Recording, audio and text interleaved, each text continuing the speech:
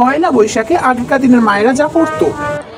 মানু, পয়লা বৈশাখের দিন আগে সকালবেলা করে ঘুমাচ্ছিস, উঠে পড়। আজকে যদি ঘুমা তোকে সারা জীবন ঘুমোতে হবে রে। উঠে পড়। তাড়াতাড়ি গিয়ে স্নানটা করে আয়, স্নানটা করে এসে ঠাকুর পুজো দিবি, তাড়াতাড়ি যা। হ্যাঁ রে, নিম হলুদটা মেখেছিস? নিম হলুদটা মেখেই কিন্তু স্নান করবি।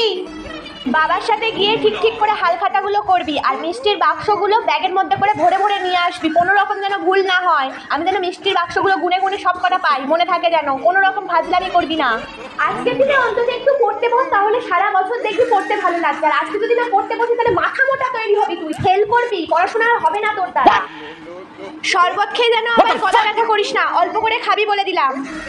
খুব মার খাবি কিন্তু বলে দিলাম। কি পয়লা বৈশাখের জন্য যে জামাটা কিনেছিলাম তুই সেটা অলরেডি আগে পরে নিয়েছিস? আমি এবার জামা কোথায় পাই? তুই কি জানিস না পয়লা বৈশাখে গায়ে নতুন কিছু ঠাকাতে হয়? আমি এবার জামা কোথায় পাবো? না, ওইসব 15 টাকা সুতো গায়ে ঠাকানো যাবে না, জামাই কিনতে হবে, জামাই আনতে হবে। পয়লা বৈশাখে তুই যেমন কাটাবি সারা বছরও কিন্তু তোর তেমন কাটবে। তাই একটু ভদ্র সভ্যভাবে হওয়ার চেষ্টা কর। এইভাবে বেয়াদবিপনা করে চলিস না, সারা বছর তোর এরকম খারাপ যাবে তাহলে। এই শোন, আমার চোখের সামনে ওইভাবে তুই শুয়ে পড়ে থাকবি না, উঠে গিয়ে সবাইকে প্রণাম করায়। পয়লা বৈশাখের দিনে বিছানার উপর শুয়ে পড়ে রয়েছে। আজকের পয়লা বৈশাখের দিনে তুমি কেন মাংস আনতে গেলে? তুমি জানো না আজকের অশোক ষষ্ঠী? সবকিছু কি আমার বলে দিতে হবে? না হলে তোমাদের কিচ্ছু করা যাবে না, তাই তো? হ্যাঁ, শুভ নববর্ষ। হ্যাঁ, শুভ নববর্ষের প্রণাম নিও, সবাই যেন ভালো থাকে। হ্যাঁ, আমি ফটোটা পাঠিয়ে দিচ্ছি, দাঁড়াও।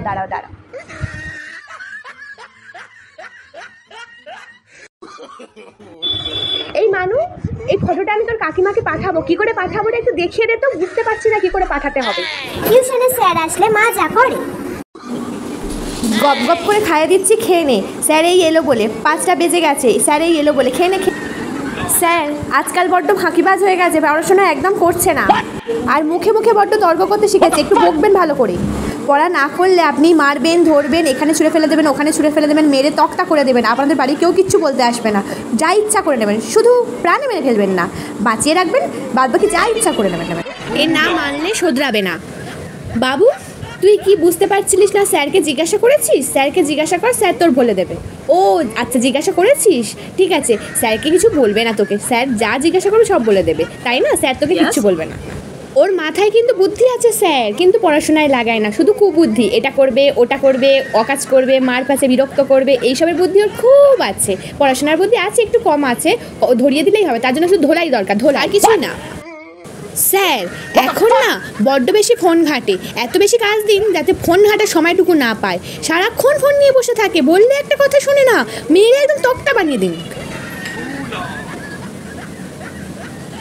6:15 বেজে গেছে।